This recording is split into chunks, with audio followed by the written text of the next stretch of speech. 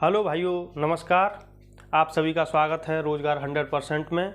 जैसा कि हमने बता ही दिया था आपको पिछली क्लास में कि आपके लिए स्टैटिक जीके की हमने शुरुआत कर दी है, क्योंकि स्टैटिक जीके का जो पोर्शन है उसका वेटेज भी पेपरों में रहता ही है। जैसे लगभग आप मान ही लो कि 20 क्वेश्चन आएंगे तो 20 में से 4 से 5 क्वेश्चन आपको स्टैटिक जीके के देखने को मिलेंगे, क्योंकि अपने आप में एक महत्वपूर्ण टॉपिक भी है और इसीलिए हमने स्टैटिक जीके की क्लासों की शुरुआत भी कर दी है और आपकी ज्योग्राफी की क्लासें भी आपको डेली बाय डेली प्रोवाइड करा दी जा रही हैं और एक क्लास पर डे आपको स्टैटिक जीके की भी अब मिल जाया करेगी। तो पीछे की जो क्लास है स्टैटिक जीके की, हमने उसमें बात की थी शास्त्रीय नृत्यों की, हमारे जो 8 शास्त्रीय नृत्य हैं, और आज हम बात करेंगे लोक नृत्यों की। आज हम बात करेंगे लोक नृत्यों की, क्योंकि लोक नृत्य बहुत ज़्यादा हैं, इसलिए ये एक क्लास में कवर नहीं हो पाएंगे। इसके लिए कई पार्टों में आपको लोक नृत्य मिलेंगे और सभी लोक नृत्य महत्वपूर्ण हैं और ये एक दिन में याद नहीं होंगे। आपको इन लोक नृत्यों को बार बार रिवाइज करना है, नोट्स बना के बार बार रिवाइज करेंगे आप, जिससे कि आपको ये जल्दी से जल्दी याद हो जाए और आपके एग्जाम में यदि यहाँ से क्वेश्चन आए तो वो क्वेश्चन आप करके एग्जाम में आए। तो आइए शुरुआत करते हैं शुरू से लोक नृत्यों की। तो ये जो आपको एक चार्ट दिखाई दे रहा है, ऐसे ही चार्ट के माध्यम से हम आपको एक एक लोक नृत्य समझाएंगे और उसकी क्या विशेषता हैं वो भी आपको बताई जाएंगी। क्योंकि अब ये समय निकल गया है कि पहले पूछता था जैसे छऊ कहाँ का है तो झारखंड का, गरबा कहाँ का है गुजरात का, ये बेसिकली ज़्यादातर याद है स्टूडेंटों को। अब यहाँ से क्वेश्चन कम और इनकी विशेषताओं से क्वेश्चन अब ज़्यादा बन रहे हैं, क्योंकि पेपरों का लेवल दिन रोज़ बढ़ता ही जा रहा है। आप देख ही रहे हैं कि कंपटीशन कितना ज़्यादा बढ़ गया है।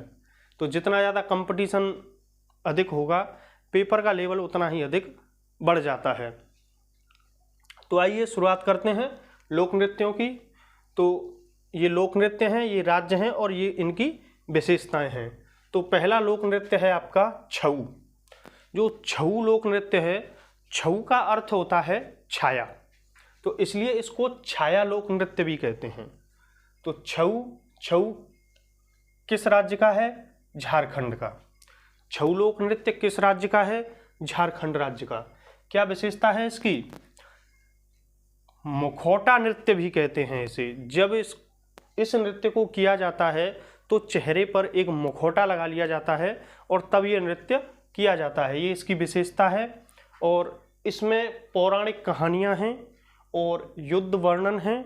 मतलब इसमें दिखाया जाता है दो व्यक्तियों को युद्ध करते हुए मुखौटा पहनकर, एक के हाथ में तलवार है, किसी के में भाला है और एक दूसरे पर वो आक्रमण करते हैं।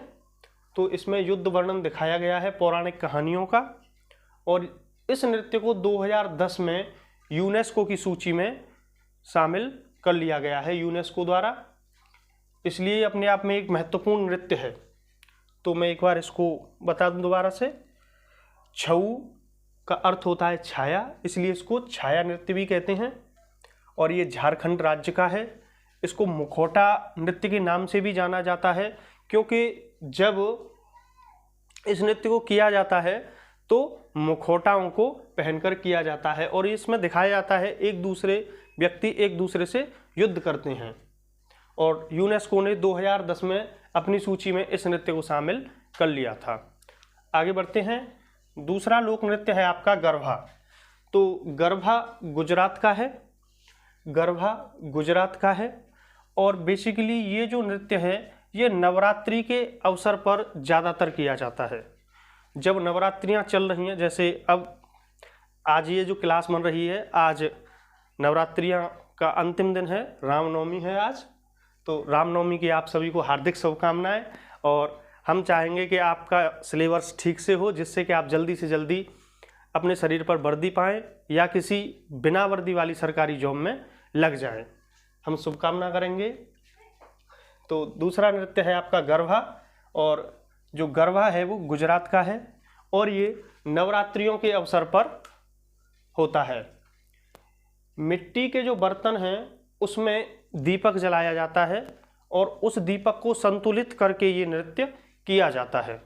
चारों तरफ मिट्टी के बर्तन में महिलाएं एक गोल चक्कर में घूमती हैं, ऐसे गोलाई में ऐसे करके, तो मिट्टी के बर्तन में दीप जलाते हैं और नवरात्रियों के अवसर पर इसे किया जाता है। आगे बढ़ते हैं। तीसरे नंबर का है डांडिया। तो जो डांडिया है ये भी गुजरात का है और ये दुर्गा तथा महिषासुर युद्ध से संबंधित है। इसमें देवी दुर्गा और महिषासुर एक असुर था, एक राक्षस था। इन दोनों के युद्ध को दिखाया गया है कि माता दुर्गा ने कैसे महिषासुर से युद्ध किया और उसको मृत्यु के घाट उतार दिया।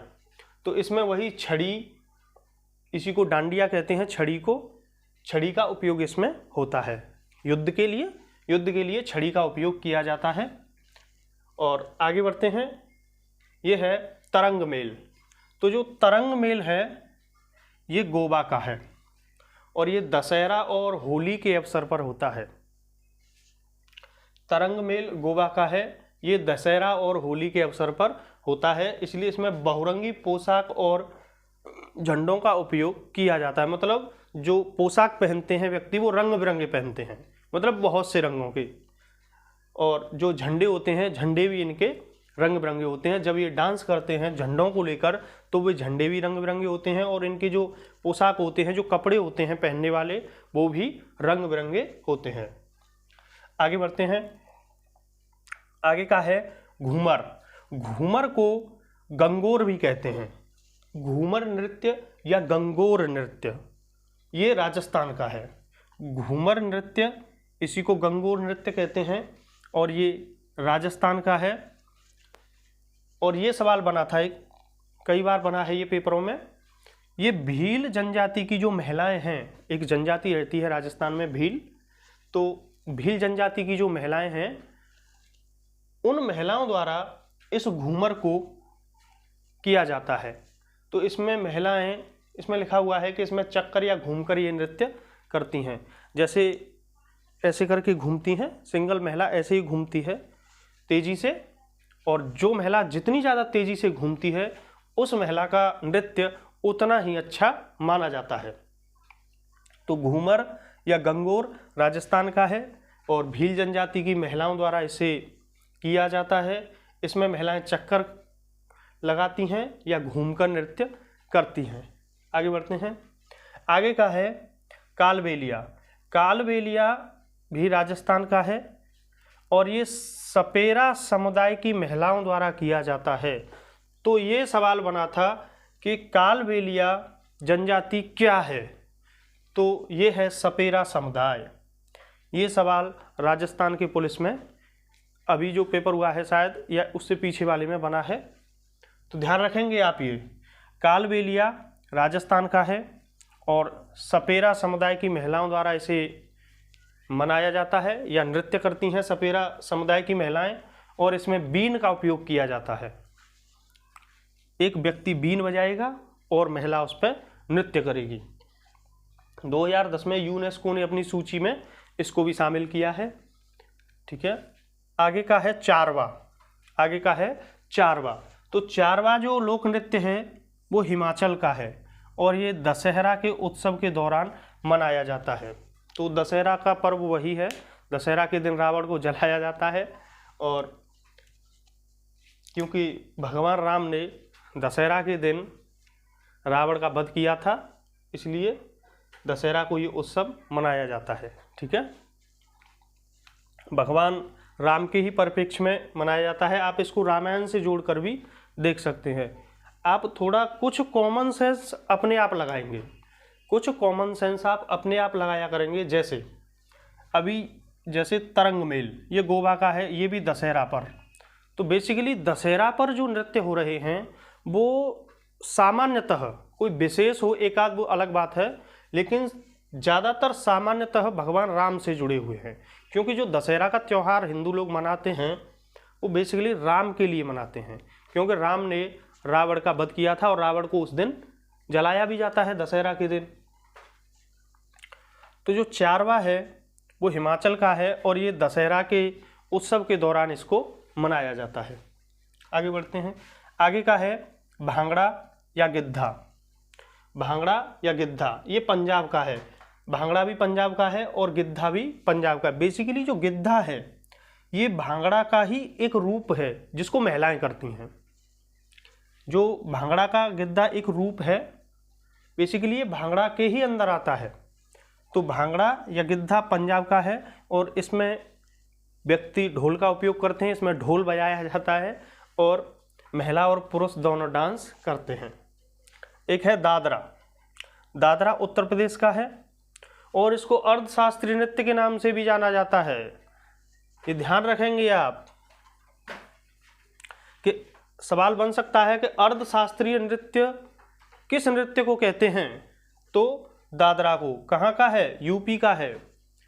किस क्षेत्र में है? लखनऊ क्षेत्र, राजधानी, उत्तर प्रदेश की राजधानी के क्षेत्र में फेमस है ये नृत्य दादरा। तो ध्यान रखेंगे आप, अर्धशास्त्रीय नृत्य किसे कहा जाएगा? दादरा नृत्य को कहा जाएगा। आगे बढ़ते हैं। आगे का है चरकुला। चरकुला भी उत्तर प्रदेश का है और चरकुला नृत्य में मोर पंख का उपयोग किया जाता है और ये पश्चिमी उत्तर प्रदेश यानी ये ब्रज क्षेत्र का नृत्य है। और जब मोर पंख का उपयोग होगा तो आप बिल्कुल कॉमन सेंस लगाएंगे कि ये कृष्ण से जुड़ा हुआ है। तो कृष्ण की जो रासलीला है, बेसिकली उस नृत्य को ही चरकुला नृत्य कहते हैं। जैसे लड़कियां जो मोर पंख लगा के जो डांस करती हैं गोपियों के रूप में, वही चरकुला है। आगे का है जवारा। तो जो जवारा नृत्य है ये एमपी का है और ये फसल कटाई पर होता है। जब व्यक्ति ज्वार की फसल को काट लेते हैं और ज्वार की फसल को काटकर अपने घर जब लाते हैं तो महिलाएं ज्वार की एक टोकरी भरती हैं और जिसको सिर पर रखकर संतुलित किया जाता है और महिलाएं डांस करती हैं। तो ये बुंदेलखंड क्षेत्र, मध्य प्रदेश के बुंदेलखंड क्षेत्र के लिए ये फेमस है। ध्यान रखेंगे आप, जवारा नृत्य एमपी का है। ज्वार की फसल कटाई के दौरान महिलाएं अपने सिर पर टोकरी रखती हैं ज्वार की भरकर और उसको संतुलित करके महिलाएं डांस करती हैं और ये बुंदेलखंड के क्षेत्र में इसको मनाया जाता है। आगे का है मटकी। मटकी, मटकी भी एमपी का है और ये मालवा क्षेत्र का है। ध्यान दो, जवारा बुंदेलखंड क्षेत्र का और मटकी मालवा क्षेत्र का। और जो मटकी है वो विवाह या अन्य उत्सवों पर मनाया जाता है। बेसिकली विवाह के उत्सव पर अत्यधिक, मतलब ज़्यादातर विवाह के उत्सव पर इसको मनाया जाता है। और महिलाएं सिर पर एक मिट्टी के बर्तन रखेंगी। कोई महिला 5 बर्तन रखती है और कोई महिला 7 बर्तन रखती है। ऐसे ही उन बर्तनों को संतुलित किया जाता है सिर पर और महिलाएं डांस करती हैं। एक बार मैं इन सब को रिकॉल किए देता हूं आपके लिए। तो छऊ, छऊ का अर्थ होता है छाया, झारखंड का है। इसको मुखौटा नृत्य भी कहते हैं क्योंकि मुखौटा लगाकर ये डांस किया जाता है और पौराणिक कथाओं से संबंधित है। युद्ध वर्णन मिलता है, 2 लोग मुखौटा पहनकर युद्ध करते हैं आपस में और यूनेस्को ने 2010 में अपनी सूची में इसको शामिल कर लिया था। आगे का है गरबा। गरबा गुजरात का है। गुजरात का नवरात्रि के अवसर पर मनाया जाता है और मिट्टी के बर्तनों में दीपक जलाकर महिलाएं चारों ओर चक्कर लगाती हैं और दीपकों को संतुलित करती हैं। फिर है डांडिया। डांडिया भी गुजरात का है और डांडिया में छड़ी या डंडे का उपयोग होता है और माता दुर्गा द्वारा महिषासुर को युद्ध में कैसे मार दिया गया था उसको इसमें दिखाया जाता है। आगे का है तरंगमेल। तरंगमेल गोवा का है। ये दशहरा और होली के अवसर पर मनाया जाता है और इसमें जो व्यक्ति जो वस्त्र पहनते हैं वो कई रंगों के होते हैं और जो झंडे लेकर डांस करते हैं वो झंडे भी कई रंगों के होते हैं। आगे का है घूमर।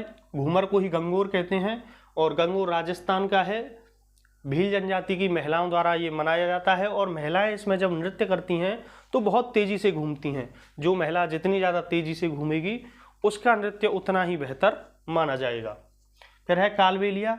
कालबेलिया भी राजस्थान का है और बेसिकली कालबेलिया समुदाय एक सपेरा समुदाय है। तो सपेरा समुदाय की महिलाएं इस नृत्य को करती हैं। इसमें पुरुष बीन बजाता है और महिला नृत्य करती है। वही वाला है ये नागन डांस जो करते हैं लोग, वही वाला है। तो 2010 में भी यूनेस्को सूची ने इसको अपने यहाँ शामिल कर लिया था। आगे का है चारवा। चारवा हिमाचल का है और ये दशहरा उत्सव के दौरान इसको मनाया जाता है। आगे का भांगड़ा या गिद्धा पंजाब का है। इसमें ढोल का उपयोग किया जाता है। वही जो ढोल बजाते हैं और उस पर जो भांगड़ा जो होता है सामान्य आप जानते ही हैं, भांगड़ा वही है। आगे का है दादरा, तो दादरा उत्तर प्रदेश का है और ये अर्ध शास्त्रीय नृत्य के नाम से जाना जाता है और लखनऊ क्षेत्र में इसको ज़्यादातर किया जाता है, लखनऊ क्षेत्र के लिए ये फेमस है। आगे का है चरकुला, चरकुला भी पश्चिमी उत्तर प्रदेश का है और मोर पंख का इसमें उपयोग किया जाता है, भगवान कृष्ण की रासलीला से ये संबंधित है। और पश्चिमी उत्तर प्रदेश मतलब वही ब्रज क्षेत्र, मथुरा का, वृंदावन का जो क्षेत्र है। एक है जवारा, जवारा एमपी का है, ज्वार की फसल कटने के बाद इसको मनाया जाता है। महिलाएं अपने सिर पर ज्वार की एक टोकरी रखती हैं और उस टोकरी को संतुलित करके ये महिलाएं नृत्य करती हैं और ये बुंदेलखंड क्षेत्र में इसको मनाया जाता है। आगे का है मटकी, मटकी भी मध्य प्रदेश का है जो मालवा क्षेत्र में मनाया जाता है। बेसिकली इसको विवाह के उत्सव पर ज़्यादा मनाया जाता है और महिलाएं जितनी भी मटकियां हैं वही जो बर्तन मटकी को सिर पर रखेंगी, 5 कोई 7 ऐसे करके जब मटकी रख के वो डांस करती हैं और उनको संतुलित किया जाता है। तो हम छोटी छोटी क्लासों के माध्यम से ही स्टैटिक जीके को कवर करेंगे और बस आप हमारा सहयोग कीजिए। हम आपके लिए एक एक छोटी छोटी क्लास लेके आएंगे जिससे कि आपकी स्टैटिक जीके कवर हो जाए और हर पेपर में ये यूजफुल होगी। आप ये ना सोचें कि ये यूपी पुलिस या एसएससी या किसी स्पेशल पेपर के लिए पढ़ाई जा रही है। ये जो क्लास है, जहाँ भी जीएस का पोर्शन आएगा, जिस पेपर में जीएस का पोर्शन आएगा, उस हर पेपर में ये क्लास यूजफुल है, चाहे वो एसएससी हो, जीडी हो, एमटी